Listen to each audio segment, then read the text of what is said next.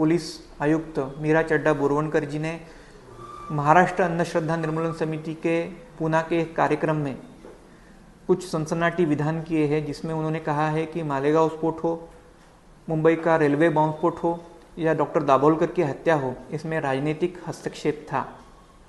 मैं बताना चाहूँगा कि एक जिम्मेदार पुलिस अधिकारी ने इस प्रकार से विधान देने के पूर्व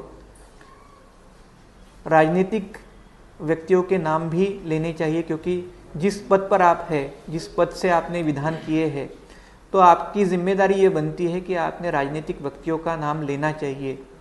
आपने डॉक्टर दाभोलकर का हत्या का उदाहरण दिया। डॉक्टर दाभोलकर की हत्या के उपरांत उस समय के जो मुख्यमंत्री थे पृथ्वीराज चौहान जी, उन्होंने कहा था कि इस हत्या के पीछे गोडसेवादी प्रवृत्तियां हैं। एक प्रकार से उन्होंने राजनीतिक हस्तक्षेप किया, दिशा दी और तमाम सनातन संस्था के कार्यकर्ताओं की जांच की गई और एक प्रकार से उनका छल किया गया। मीरा बोरवणकर ने ऐसी स्थिति में उनका नाम बताना चाहिए। उन्होंने करकरे का उदाहरण दिया मालेगांव स्फोट के विषय में, तो उन्होंने ये बताना चाहिए कि कौन से राजनीतिक व्यक्ति का दबाव था। क्या वो पी चिदम्बरम थे?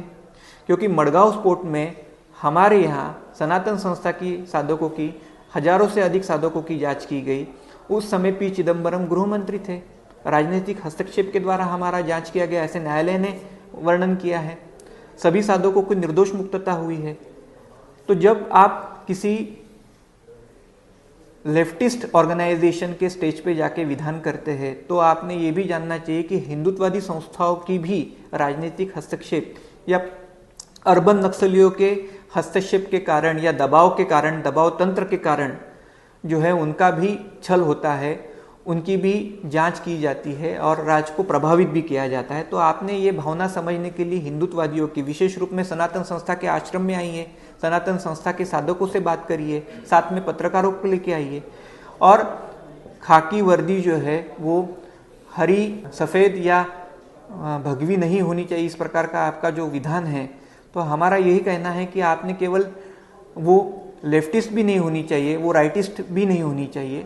आप दोनों उनके व्यासपीठ पर जा रहे हो लेफ्टिस्ट ऑर्गेनाइजेशंस के, तो आप हमारे भी ऑर्गेनाइजेशन के स्टेज पे आइए, हमारी हिंदुत्ववादियों की भावनाओं को समझ कर लीजिए। इस प्रकार से आह्वान मैं इस पत्रकार वार्ता के माध्यम से करना चाहूंगा। लेटेस्ट अपडेट्स और ताजा तरीन खबरों के लिए TV1 इंडिया लाइव को सब्सक्राइब कीजिए और नोटिफिकेशन पाने के लिए बेल आइकॉन को दबाना मत भूलिए।